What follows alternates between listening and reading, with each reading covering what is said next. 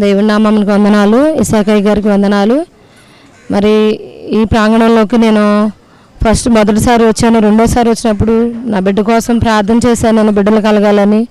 మరి ఆ బిడ్డకు వివాహమై 3 సంవత్సరాలు అయింది. బిడ్డకి థైరాయిడ్ ఉంది.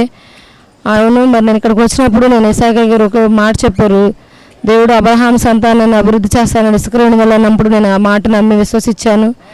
మరి ప్రార్థనలోకి వచ్చినప్పుడు సంతానం గురించి నా బిడ్డ ఆ నెల తప్పింది. మరి ఆ బిడ్డకి ప్రభు గర్భఫలం ఇచ్చాడు.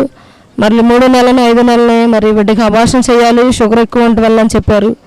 మరి ఆ రోజు ప్రార్థన చేయించుకుంటే అయ్యగారు మరి ఇట్లా ఉంది పాప పరిస్థితి, అబార్షన్ చేయాలన్నారంటే అయ్యగారు ఒక మాట అన్నారు, ఏమీ కాదు వెళ్ళిపో, అంతా సంతోషంగా ఉంటావు, నువ్వు ఆనందంతో ఉంటావు అని చెప్పారు. మరలా 1 గంట తర్వాత నా బిడ్డ ఫోన్ చేసి మరి అమ్మ బేబీ బాగుందంటే అబార్షన్ ఏం చేయవలసిన లేదని చెప్పారు. అప్పుడు మరి నేను ఎంతగానో సంతోషించాను. మరలా డెలివరీలో తోడుగా ఉన్నారు. మరి బిడ్డ కోమాలోకి వెళ్ళిపోయింది. షుగర్ లెవెల్ పడిపోయి 18కి వచ్చేసి కోమాలోకి వెళ్ళిపోతే మరి 3 రోజులు డాక్టర్లు మా వల్ల కాదన్నారు. దేవుడు అయినప్పటికీ ఆయన బలిష్టమైన రెక్కల చాటున బిడ్డను సజీవ లెక్కలో ఉంచాడు. మరి చిన్న సాక్ష్యం దేవుడు దీవించమని అడుగుచున్నాము.